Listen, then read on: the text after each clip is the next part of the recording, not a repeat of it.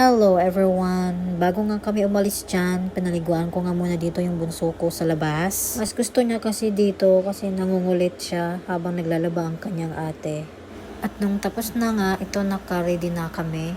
At para nga hindi mainip at umiyak, pinahiram nga siya ng kanyang ate ng cellphone. Hindi pa kasi tapos ang kanyang ate mag-ayos dyan. Kaya ito, kala mo parang malaking tao na.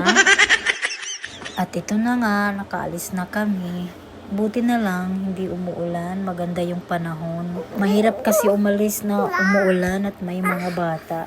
At ito nga pala mga mi, ang sarap ng kain niya dito. Parang hindi yata pinakain ng ilang araw to. Hindi pa nga kami nakarating ng mall, nagnangata na. May paganyan-ganyan pa sa nguso. Ito na nga mga mi, nakarating na kami dito sa SM. At habang nasa loob na nga kami, nag-decide kami na kakain muna. Para naman, bago kami maglibot-libot, ibusog kami. At ito nga, nakita namin itong dalawang dambuhalang pusa. Naisipan nga namin dito sa may food court kumain. At sinadya kong dumaan sa harap ng mga dambuhalang pusa. Baka kasi akala ko matatakot siya o hindi, lulukuhin ko. Salbahe lang, no?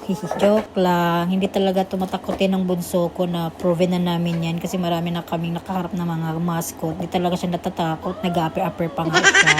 At ito na nga, nakabili na kami. Dito kami sa may Cavite lechon. Ang sarap kasi kumain ng lechon mga mi kasi puro kasi lumabas sa FYP ko mga lechon, mga nagmumukbang ng lechon. Ano ba yan? Natatakam ako.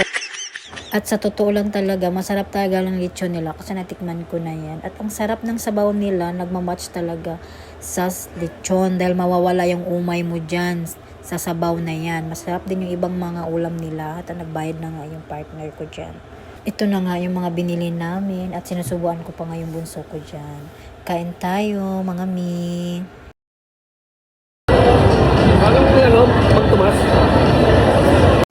Nagmukbang pa nga ng pansit. Grabe siya. At hindi namang halatang mga gutom. Simut, pati plato.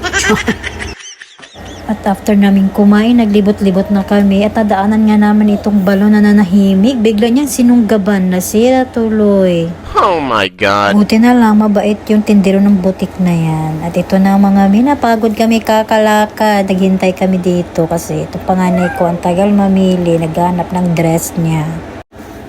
Tsaka pala mga mi, kaya dito kami sa SM kasi graduation pala ng anak ko bukas na wala kasi kaming susuotin. Habang naghihintay nga kami sa kanya, nag-order nga kami nitong mainumin para naman hindi kami maiinip. Siya din nagsabi sa akin na bumila ako nitong coco kasi daw masarap. Tapos sabi niya, Mama, ba't walang pearl? Ay, di kumalay ko ba? Akala ko kasama na yun sa babayaran. Pero masarap naman siya kahit walang pearl. Mas gusto ko nga walang pearl para hindi ako mabilaukan. Fast forward, nakauwi na nga pala kami ng bahay at nagsukat-sukat na nga kami dito na may biniling sandals. Itong kapatid ko pala, sinusukat niya yung sandals ng anak ko. Gusto ko ipahiram sa kanya kasi graduate din kasi ng anak niya sa katapusan. Oh, pak! Piniflex pa niya. Pag may utos ako, wag matigas ang ulo ha, wag magdabog-dabog. At sumakit nga yung mga paa namin dyan mga mi, kaya maaga kami natulog. Thank you for watching.